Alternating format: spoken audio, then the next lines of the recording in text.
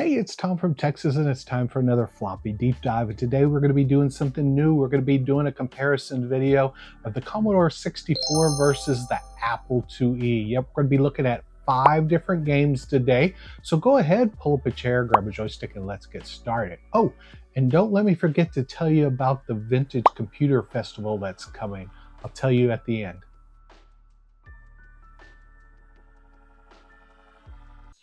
First up, we're going to be looking at Lady Tut, which came out in 1983. And the Apple IIe version has some slightly different color palettes that gives it kind of a more muted atmospheric feel. And the game sound effects and music are almost impressive given the limitation of the Apple IIe's sound capabilities. And if you look at the Commodore 64 version of Lady Tut, the game's graphics are colorful and detailed with smooth animation and a lot of attention to detail. And the game's sound effects and music are also top notch, adding to this whole immersive experience here. And one notable difference on the Apple IIe version is the game's controls. The Commodore 64 version, of course, uses a joystick, where it feels much more intuitive and responsive than the Apple IIe's keyboards. Now, you could always use the joystick on the Apple IIe. I'm still looking for a good one. The one I have, I'm not a big fan of. But anyway, I liked using the keyboard on the Apple IIe.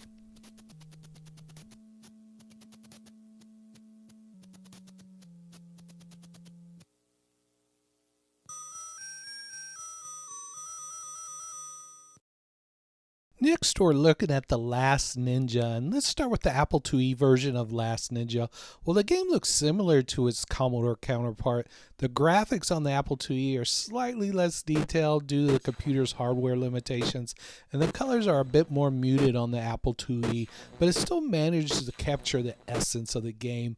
And one notable difference is the Apple IIe version of The Last Ninja features a slightly different soundtrack, still composed by Matt Gray, but the tracks sound slightly different due to the limitation of the Apple IIe sound chip. Now let's move on to the Commodore 64 version of The Last Ninja. The graphics on this version are a bit more detailed and colorful than on the Apple IIe, and the game also benefits from the Commodore 64's superior sound capabilities. And the game's music and sound effects sound much richer and are more dynamic on the Commodore 64. Another difference in the Commodore 64 version of Last Ninja has more smoother scrolling, which just makes the game feel more fluid and responsive. But I just love The Last Ninja. It's such a classic game from the 80s. The big thing that frustrated me with this game was being able to pick things up. I was just trying to move the joystick around and I just couldn't remember, and I got eventually to pick it up in the Commodore 64 items, but in the Apple IIe I really just struggled to get anything picked up. But let's watch a little bit more of the gameplay and then move on to the next one.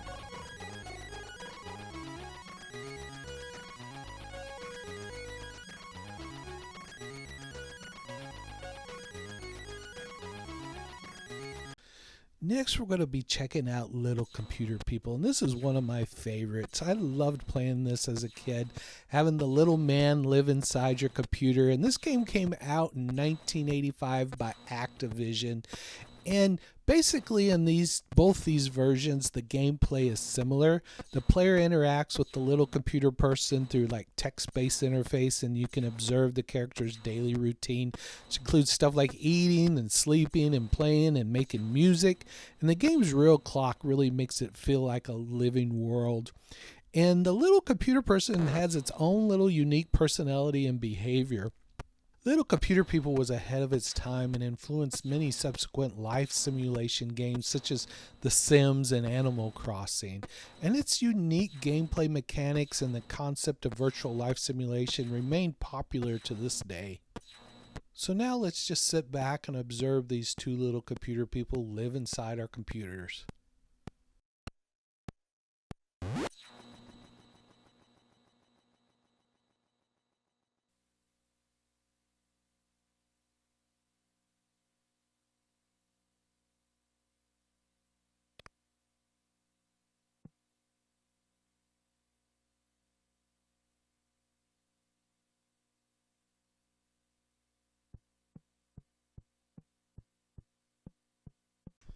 Now we're going to check out another classic, Lode Runner, which I love. It's a platform game developed by Douglas E. Smith, and it was published by Broderbund in 1983.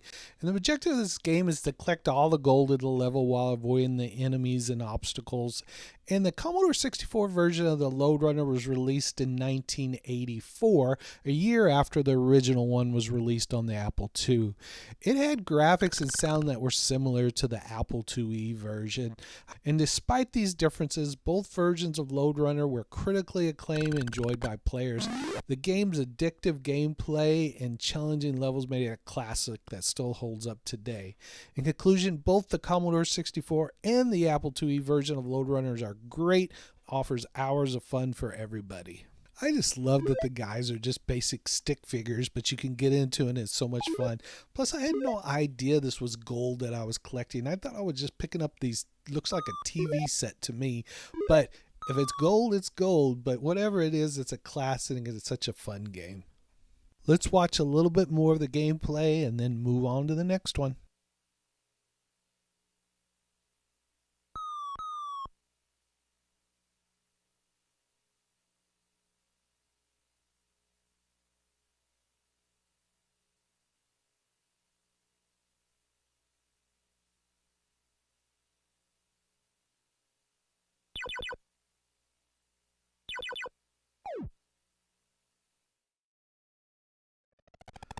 Last but not least is Lunar Leeper, and it's a space theme action game that was published by Sierra Online in 1982. The game was released for several platforms, including the Commodore 64 and the Apple II. And on both platforms, the objective of the game is to guide the spaceship through a series of levels filled with obstacles and enemies while collecting fuel and picking up these little people. And the gameplay involves using the ship's lasers to destroy enemies and obstacles and avoid collisions with the walls and other objects. And in terms of sounds and graphics, both the 64 and Apple II version of it, they were similar. I kind of liked the monster in the Apple II better, how it was longer and stretched out and had the multiple colors through it. The graphics were simple and the colorful backgrounds and just detailed sprite animations, and the sound was consistent of the air with just simple beeps and bleeps and so forth.